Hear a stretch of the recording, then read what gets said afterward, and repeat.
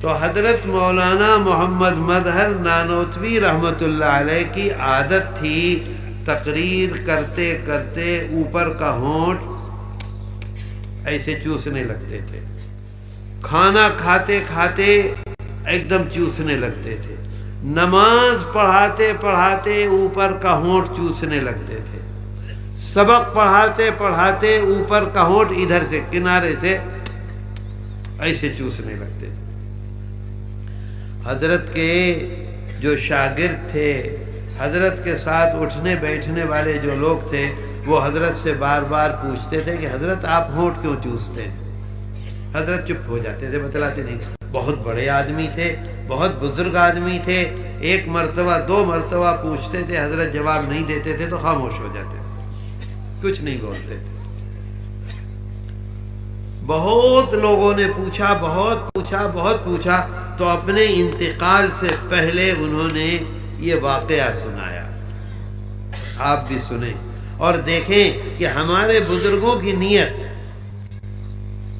نیت کو دیکھیے، اس نیت کا نتیجہ ہے کہ آج تک ہمارا ایمان محفوظ ہے، اس نیت کا نتیجہ اور کچھ نہیں ہے، ان بزرگوں کی نیت کا نتیجہ ہے۔ میں سچی بات کہہ رہا ہوں، اور اگر قسم کھا لوں تو حانث نہیں ہوں گا، صرف ان بزرگوں کا نتیجہ اور کچھ نہیں ہے۔ ساری دنیا میں، یہی نہیں ہندوستان میں نہیں، امریکہ میں مدرسے چل رہے ہیں، افریقہ میں مدرسے چل رہے ہیں، یورپ میں مدرسے چل رہے ہیں، کینیڈا میں مدرسے چل رہے ہیں، آسٹریلیا میں مدرسے چل رہے ہیں۔ وہ مدرسے جو ان بزرگوں کے نیم پر چل رہے ہیں وہ کامیاب ہیں، جنہوں نے ان نیم کو چھوڑ دیا ختم ہو گئے۔ اور یہاں بھی الحمدللہ تو ان سے پوچھا کہ حضرت آپ نماز پڑھتے پڑھتے ہونٹ چوستے ہیں، آپ کھانا کھاتے کھاتے ہونٹ چوستے ہیں، آپ سبق پڑھاتے پڑھاتے ہونٹ چوستے ہیں، آپ مجلس میں بیٹھے ہوئے ہونٹ چوستے ہیں، کیا بات ہے؟ تو حضرت نے فرمایا کہ دیکھو، شاملی کے میدان میں، سمجھ گئے شاملی کا میدان؟ کیا کرنے گئے تھے؟ کیا کرنے گئے تھے؟ بھات کھانے؟ ماگور ماچھ کھانے؟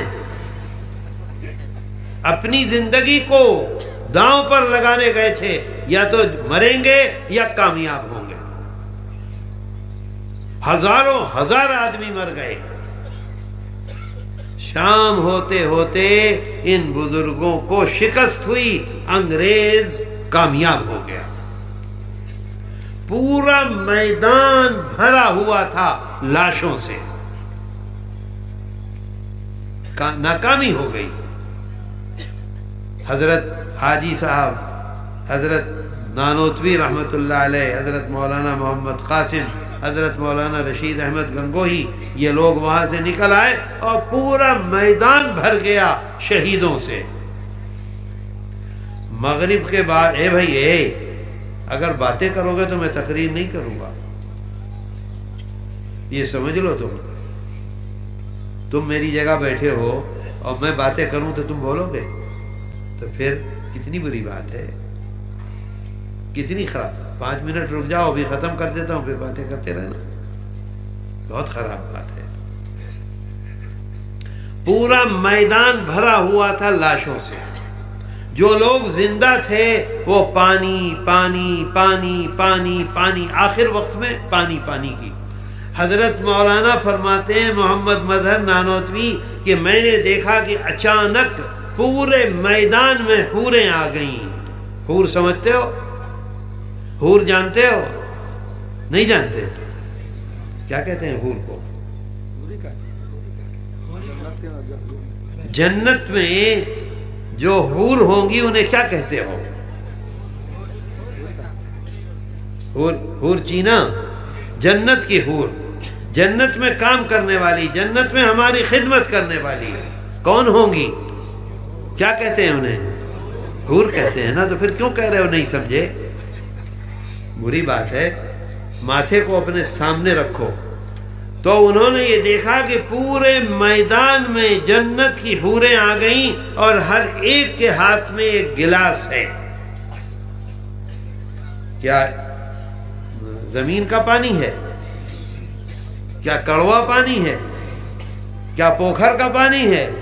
نہیں، جنت کا پانی، جنت کا پانی۔ جو پانی پانی کر رہا ہے اس کے منہ کو لگا دیتی ہیں اور لگاتے ہی وہ پانی پیتا ہے اور اللہ کے ہاں چلا جاتا ہے۔ وہ لیٹے ہوئے دیکھ رہے ہیں، زخمی ہیں، پڑے ہوئے ہیں۔ ایک حور آئی، کیونکہ یہ بھی پانی پانی چلا رہے تھے مولانا بھی، ایک حور آئی اور آنے کے بعد وہ کہتے ہیں کہ میرے منہ سے اس نے وہ جنت کے پانی کا، جنت کے شربت کا، جنت کے جوس کا، فروٹ کا میرے منہ سے گلاس لگایا۔ کہتے ہیں جیسے ہی میرے منہ سے گلاس لگایا، دوسری حور نے اس کا ہاتھ پکڑا اور کہا یہ وہ نہیں ہے جو ابھی مرے گا، ہٹو یہاں سے۔ کہتے ہیں اس وقت جو گلاس میرے منہ کو لگا تھا تو جنت کا شربت میرے ہونٹ میں یہاں لگ گیا تھا۔ آج بھی جب میں ہونٹ کو چوستا ہوں تو وہ شربت کی مٹھاس مجھے محسوس ہوتی ہے۔